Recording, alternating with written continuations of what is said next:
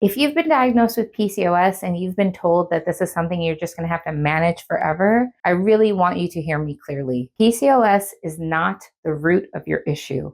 It is just the smoke, and I'm here to show you the fire. If you have PCOS, you've likely been told that you have high testosterone, irregular cycles, uncontrolled weight gain, ovarian cysts, acne, facial hair, or hair growing in lots of places. Yes, we know that those are all the symptoms associated with PCOS. But the thing about saying, hey, we have all these things, we have PCOS, is we're really not asking the question, why do I have PCOS? This video is going to explain the answer to that question. Welcome to the Hormone Shit Show.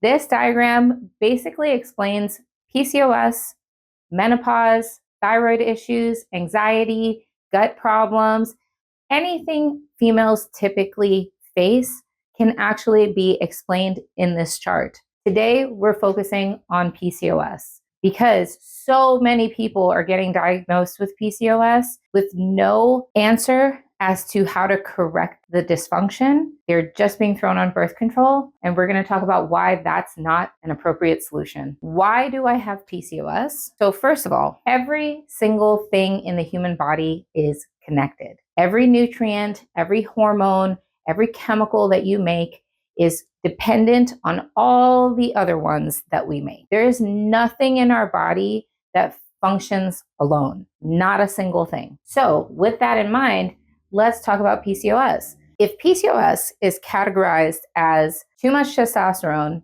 not enough estrogen, we're only looking at this part of the hormone shit show. We're saying, hey, birth control, can you add estrogen for me and maybe add a little progesterone depending on which one you're taking? And while that will relieve the symptom of having an irregular cycle, it is not addressing any of the other issues here. And the truth is, PCOS doesn't start here, it actually starts here.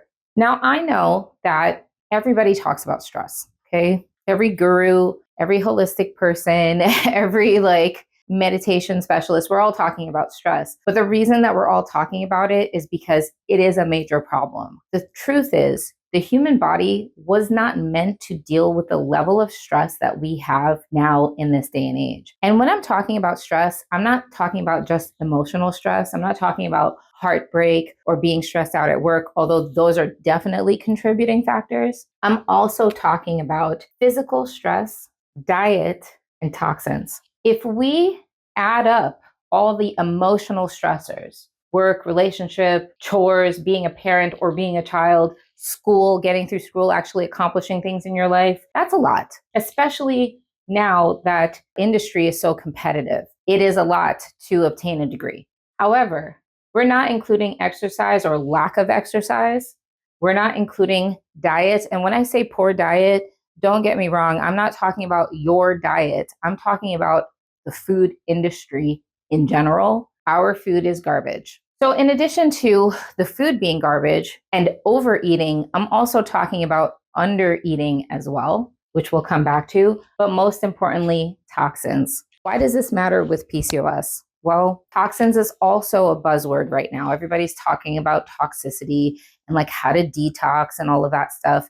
But the truth is, what are we detoxing from? You can do a liver detox, you can do a gut detox, but what are you actually detoxing? I will tell you, heavy metals, actual metal, forever chemicals, and microplastics are a huge part of this problem. And the reason that it's a huge part of the problem is sometimes I talk to people who have PCOS and they say to me, I've had these issues since I was a teenager. How could it be my stress when my life wasn't that stressful then? Here's the truth. Studies have shown that as a mother accumulates toxins in her lifetime, those toxins actually cross the blood barrier between yourself and your baby, and your baby is born with the toxic load that you have. For illustration purposes, let's say my great-grandmother accumulated a toxin load of just 10 in her life. That means that my grandmother was born with a 10. And then let's say my grandmother also accumulated a 10 in her life. That means my mother was born with a 20. And then let's say she accumulated 10. That means I was born with a 30. My children are probably going to be born with a 40. Well, not my children because I detox, but the average person's children are going to be born with a 40. There is a reason why we're seeing this drastic increase of children born with birth defects and learning disabilities. It's not because, all of these people were misdiagnosed or undiagnosed throughout history. It's because we have a higher percentage of children being born with issues. The reason for that is this. Coming back to PCOS, if you felt like crap since you were early teen, it's because you're likely carrying already a heavy toxic load. Combine that with a poor diet, because the American diet is sad, but combine that with a poor diet and then combine it with all the rest of the stressors, including social media. We're going to come back to this because social media is poison. We're going to come back to that too. Combine it with all of these stressors, and now you have the perfect situation for your genetic coding to be lit on fire. So if in your genetics, you have a propensity towards PCOS, you have a propensity towards thyroid issues, you have a propensity towards high blood pressure, all of those things are going to get activated because of this. So how does this actually manifest in the human body? Well, for every woman, that looks a little different. Depending on genetic coding, depending on environment, depending on all of these factors, it looks a little different. But for us with PCOS, I was diagnosed with PCOS when I was 17. I was told I was going to have a lot of issues forever and would need to be on birth control. That didn't happen. Here's the thing. For PCOS, it starts here. In your hypothalamus, that's the front part of your brain that actually processes emotion. This is the part of your brain where you actually send every signal that's coming at you every day. Your hypothalamus is going to say, okay, I'm dealing with work, relationships, exercise, diet. I'm dealing with all these toxins. Hey, pituitary gland. Hey, bestie. That's my best friend. The pituitary gland is actually your master commander. It is the connection between your brain and your body. Okay. And I know that a lot of people say the nervous system is the connection between the brain and the body. However, the nervous system is talking about actual communication. Like the brain said, lift your arm, right? So that's actual communication. This is telling you what to do. So pituitary gland says, oh my God, we're super stressed out. Hey, dudes, friends, family, I need all of you to do this in order for us to handle this. So it does two things, depending on your level of stress. So I would say on a scale of 1 to 10, answer this question. Do not think about the answer, okay? Do not think about the number. Just tell me the first number that comes to mind. On a scale of 1 to 10, how high is your stress? Okay. If you answered anything over a 5, this is happening to you. The human body was not meant to deal with the level of stress that we have. We do not have the physiological makeup to handle level 5, 6, 7, 8, 9, 10 stress constantly. We were never built for that. In fact, if you look at early man, we had a lot of downtime. Yes, we had to fight for things like food and shelter, but once we got it, we were chilling. There was literally nothing else to do. So we used to have a lot of downtime. Now we have zero downtime, and that's part of the problem. So the pituitary gland says, hey, adrenals, I need your help. We need cortisol and we need adrenaline. It sends that signal through the nervous system, right? Lift your arm up. Hey, adrenals, I need cortisol and adrenaline. It sends the signal through the nervous system and says, adrenals, this is what we need today. This is what we're dealing with. This is how much I need. Your adrenal glands are going to send cortisol out and they're going to send adrenaline out. Now, when we think about adrenaline, we think about, running into a burning building or like lifting cars off of babies. But that's a very high level of adrenaline. That's like the top of your adrenal function. You can have low level adrenaline that runs constantly because your stress is constant. Now, if that's the case, you're burning adrenaline, you are not burning fuel. Burning adrenaline is like burning crude oil. There was a movie a long time ago with whatever. They were in Iraq and they were in the military and like the whole place goes up in smoke and you just see these big black, columns of smoke that are burning into the sky because they lit all the oil reserves on fire. And that's pretty much the image that comes to mind when I think about burning adrenaline. because it is a dirty fuel. It is not clean. It is not purified. It is not made good for you. It is a dirty, fast fuel that burns hot. The thing that makes it dirty is in order for you to burn it, you have to soak up magnesium, B5, B6, vitamin C, potassium, calcium, iron, and zinc. In order to burn it, you are wasting through all of those nutrients, okay?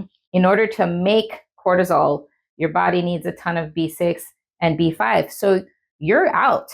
Like once this is going on, especially over extended periods of time, it is gone. This is going to have a lot of different effects on your body, but we'll come back to symptoms, okay? Because right now we're just talking about function. So the hypothalamus tells the pituitary gland, I need help. The first signal goes to the adrenals. We get cortisol, we get adrenaline. We are now burning crude oil instead of clean fuel. And then cortisol. Everybody also talks about cortisol, but we all know that it's like the stress hormone. We all know it makes belly fat. But why? How? What's doing that? Cortisol does two things. The first thing it does is the thing that we all know. Store fat, please. We need to survive. This is a mechanism that we developed when we were cave people or early humans, let's say, when we had to go long periods of time without food. That's what cortisol is for. So it tells your body, store up some stuff. We don't know when our next meal is coming. That mechanism is part of our stress response. Let me just say this. The human body is an extremely primitive being. Our souls are very complex. Our spirits, the part of us that are connected to God, are extremely complex, but your body, super primitive. It has like a handful of goals, and the primary goal is to survive. So your body is going to do whatever it takes to survive right now. That signal is trumping every other signal in your body. And we need to understand that in order to understand why this is happening. If my body's primary objective is to survive, and I'm dealing with all this today, yeah, it's going to shoot me some cortisol, okay? Cortisol says, store fat. We don't know when the next meal's coming. We only have one place to store anything, right here, okay, right in that trunk. So if your body has kind of done this over time, you went from having an hourglass to an apple, that's because of cortisol. But the second objective of cortisol is to give you tunnel vision. It says, this is the thing that's stressing me out. I need to work solely on that until it is corrected. That is why when stressful things happen, it goes around and around in our heads like nonstop. We open our eyes, we're thinking about it. We go to sleep, we're thinking about it. It's because of cortisol, because it's giving you tunnel vision to correct the thing that is making you miserable. It's part of our problem-solving skills, actually. Again, primary objective is to survive. It's going to pump cortisol through the system. This is going to make you store fat. Adrenaline is going to waste out all of your nutrients and also promote storing fat. It's also going to mess up your estrogen production. Why is that? Your adrenal glands are actually responsible for like 35% of your estrogen. So when the body has to focus on cortisol and adrenaline, when your adrenals have to focus on cortisol and adrenaline, you will not get enough estrogen. There's also another issue here. The pituitary gland, remember, everything is connected, right? Nobody works by themselves. This system does not work by themselves. The pituitary gland is going to say, hey, ovaries, now is not really a good time for babies. I don't feel safe. So maybe we should just like lower the estrogen a little bit. Maybe we should like delay the processing and maturity and development of that follicle, because I don't know if we can bring a baby in right now. So lower the estrogen so that that follicle doesn't develop. You know what happens to an undeveloped follicle? It turns into a cyst. So it's going to say lower that estrogen, please, babies are not right now, and raise the testosterone. Why is it raising testosterone? Because testosterone makes you strong. It makes you actually less emotional. Believe it or not, that is the reason that your body raises testosterone. Also, if the adrenal glands are not making enough estrogen, the body is going to say, hey, we need to maintain homeostasis. We need to make sure that we're alive, because if your estrogen drops too low, like super low, you will not be able to function. So the body's going to say, okay, if we have two signals telling us that we can't make enough estrogen, raise testosterone so we can stay alive. This will also help us get through this thing that's stressing us out right now, because this is going to make us emotionless. It's going to make us rational. It's going to make us hot. So raise testosterone, drop the estrogen. Doesn't that sound like your blood work? Sounds like my blood work. Well, 20 years ago, it sounded like my blood work. But yeah, that's why this is going on. Okay. Now, so your hypothalamus tells the pituitary, I need help. Adrenals, help me. Ovaries, chill out. That's the signal. None of this works alone. So how does this affect the rest of you? Right now, we're already dealing with nutrient deficiency because the nervous system is overstimulated by all these things coming at it and all the signals that it has to send. Your nutrients are continuing to be depleted here because cortisol and adrenaline are running the show. But adrenaline tells the thyroid, hey, I need a crap ton of glucose right now. I need you to fuel me, burn, burn, burn. So now your thyroid is going to get stressed out because it is now overproducing T3 and converting it to T4. But here's the thing. In order for that conversion to happen, your liver needs progesterone to convert T3 to T4. We don't have a lot of places that make progesterone. And again, the body's primary objective is to survive. So your thyroid is going to say, ovaries, I need to borrow from you so that I can process all of this to feed the survival mechanism. And remember, survival is first. So now your progesterone is going to drop. This is going to mess up your cycle.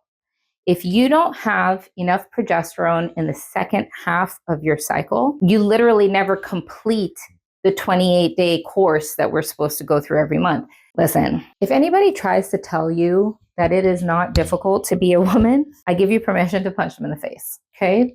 Because we go through this crazy ass complicated dance every month. And it is literally like this. And all the steps have to happen at exactly the right moment, at exactly the right time, in order for us to have a successful hormonal cycle. If any of the steps are missed, everything else gets messed up. And instead of like starting over, the body will continue to try to finish the dance. It won't say, all right, let's give up and start over. It'll say, oh my God, how do we finish this? How do we finish this? How do we finish this?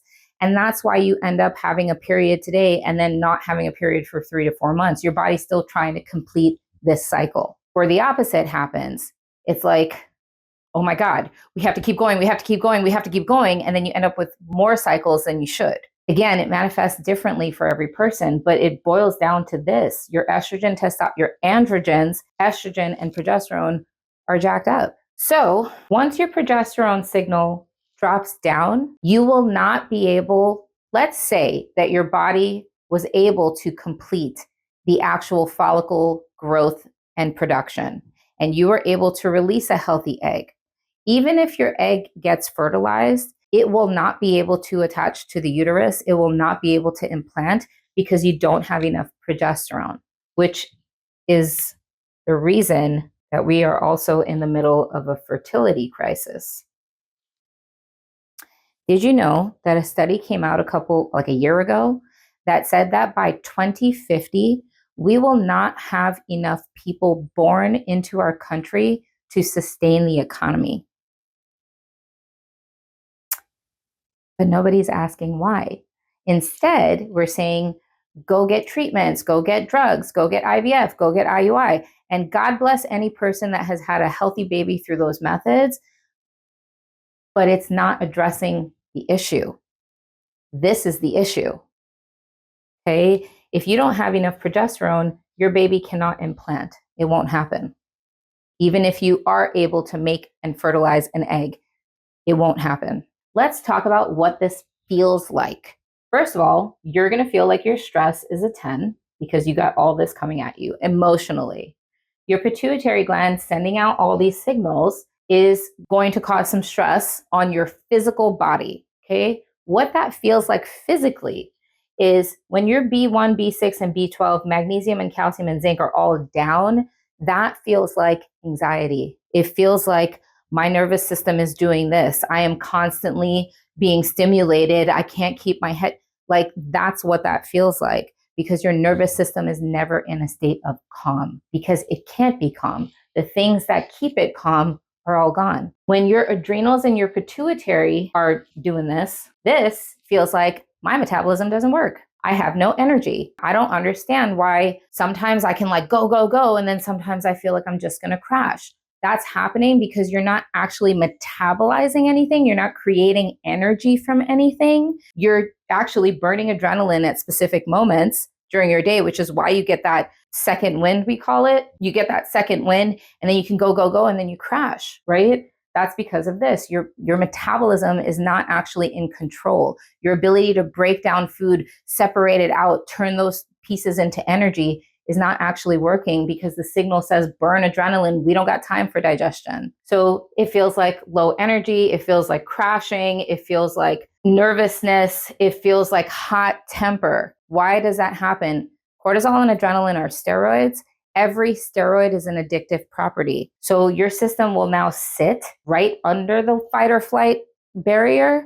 It'll just sit there and wait for any stim. And then once the stimulation comes, it's like, go. And then that actually comes out as hot temper. So if you feel like you're snapping at people all the time, if you feel like one person can say something to you and it completely changes your mood, this is why. Okay.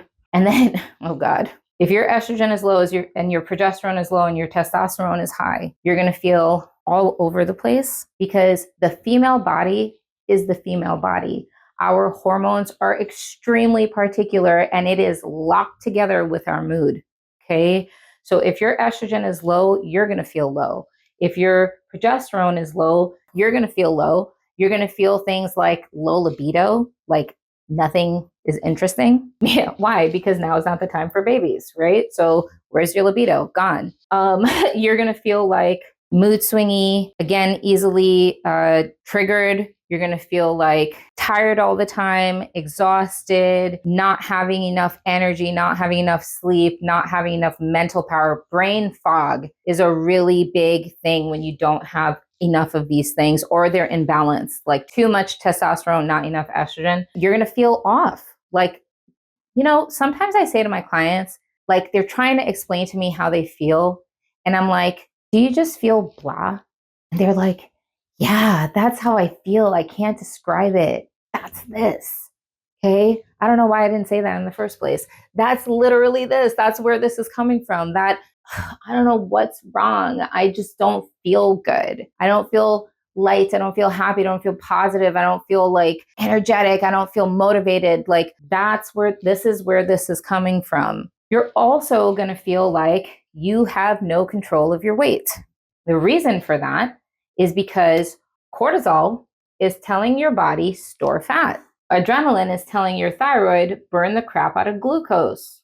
So instead of burning food for energy and utilizing your food for energy, cortisol is going to say store the protein, store the fat, store the extra sugar, and burn the crap out of this glucose. What does this combination do? It actually makes you crave salt and crave sugar. So let me say this to you very clearly, PCOS darling. Your weight issues are not your fault. It is not because you don't have discipline.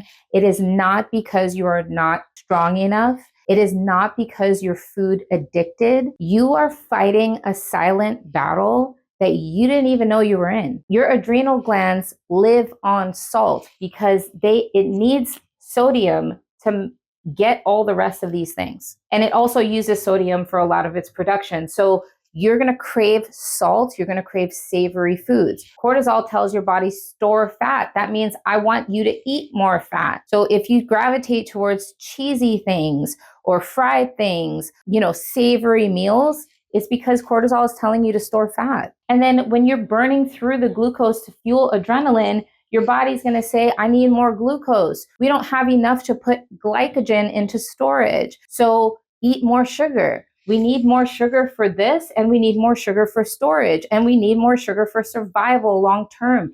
Eat, eat, eat.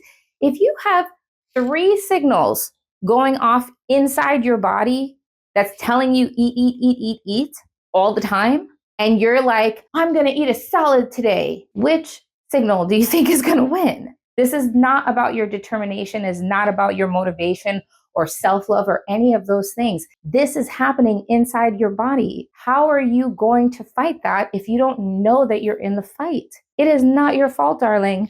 Your body is working against you right now. It's working for you in the sense that it's trying to get you to survive, but against you here as far as like your joy or your contentment or your confidence, because it doesn't care about any of that. It cares about survival. It's not your fault. We have to correct this before we can talk about weight loss, because once this is corrected, weight loss is easy. Ask anybody who's done my program. The last thing that I want to talk to you about in explaining why we're treating PCOS incorrectly and why it's even in this hormone shit show, all of this is connected to your digestion.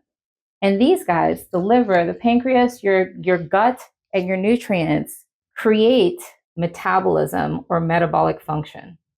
If all this is going on, the first thing that happens is your liver actually starts to get a bit stressed out, because now instead of focusing on detoxing you from toxins, instead of focusing on converting B nutrients and metabolizing vitamin D so you can actually use it, and, producing enough bile to help you break down food properly, it says, oh shit, we need to help here. We need to metabolize the cortisol and the adrenaline. We need to metabolize the T3 and the T4. We need to process the estrogen and the progesterone. We need to do all this. So it's not going to focus on this because the primary objective is survival. You can live without B nutrients for a long time, like minimal B nutrients, not no B nutrients, but you can live like that. You can stay alive if your minerals are low. You're going to end up with osteoporosis. You're going to end up with weak joints. You're going to end up with bad teeth, okay? But you can survive. You can also survive with very low vitamin D. Ask 70% of America, okay? 70% of Americans do not have enough vitamin D for function because your liver is now focused on this. When you drop bile and your liver gets stressed out, inevitably it's going to affect your pancreas. These three, the liver, the gallbladder, and the pancreas, are best friends, okay? They talk to each other all day. They work together. You know how like you have your group of girls, and then like when one of your girls is going through something, it affects the whole group. Like we're all stressed out about her. We all want to help. We're all thinking about her. That's what happens here, okay? So if these two are stressed, this one's getting stressed. That's going to affect your digestive enzymes, and it's also going to affect your insulin. By the way, your insulin is already stressed out because your body's processing a ton of glucose, okay? Once this drops, your insulin goes crazy. It is no longer responding appropriately to your food. After a series of events, it leads to insulin resistance. Once you have insulin resistance, and now you can't process food, your sugar well, you're going to gain weight. Your blood sugar is going to be too high. You're going to get prescribed things like metformin, because metformin supposedly deals with this whole thing, but it doesn't, okay? It doesn't. So insulin is going to get jacked up. You're going to put on more weight, and you're going to have high blood sugar.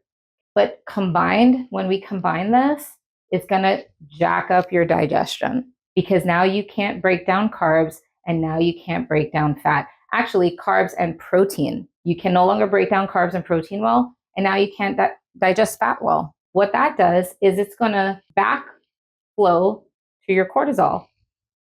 It's going to say, oh my God, we're not breaking down the fat. So the cortisol signal is going to get higher, because now your body's like, no, we need to store.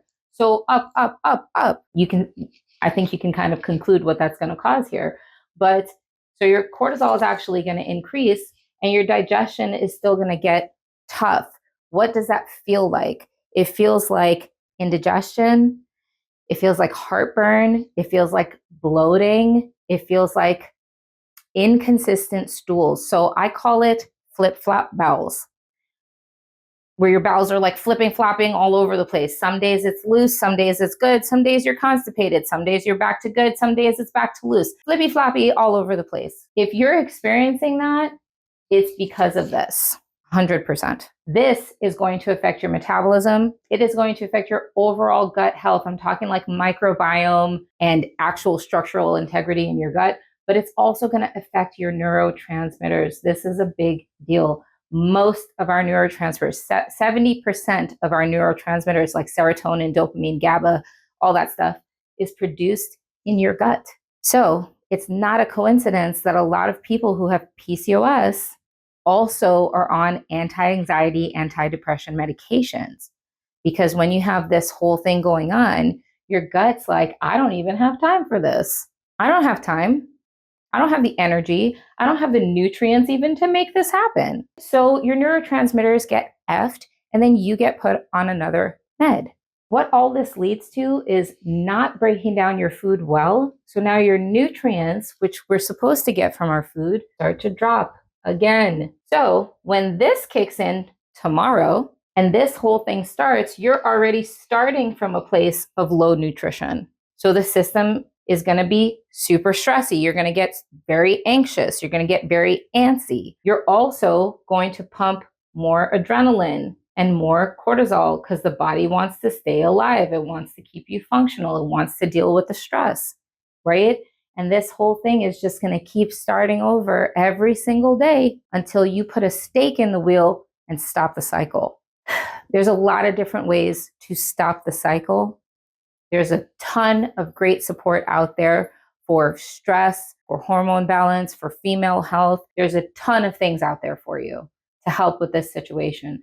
But the truth is, you need to create an environment where your body can heal. The wonderful thing about this super primitive body that we have is it wants to be healthy. The human body wants to heal. It does not want to keep fat.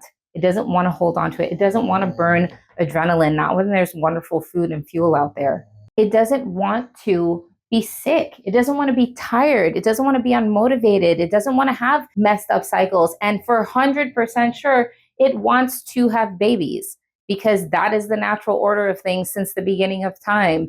The human body, the female body, was made to make babies. So when that can't happen, it doesn't like that. Your body wants to heal, and you need to give it the environment and the support that it needs to do that. If I'm being 100% honest, that is the reason that I built the Great Reset, my flagship program. I built it because after 10 years of doing this research, trial and error, blood, sweat, and tears, weight loss, weight gain, I finally figured out how to stop this. And that is what the Great Reset does. In the Great Reset, we practice a lot of different things. We practice stress management. That's a huge component to this. We practice hormone balance. How do we practice hormone balance? One, we take out all the things from your diet that are messing this up. Things like processed grains, excess sugar, seed oils, which do a lot of crazy things. I'll do that in another video. And most importantly, toxins. We eliminate the toxins. We create an environment where your body is finally able to balance the hormones. I'm not saying any of those things balance your hormones. Your body balances your own hormones when you take all the crap out that's stopping it from doing so. So we get rid of the toxins, we deal with the stress, we replete nutrition.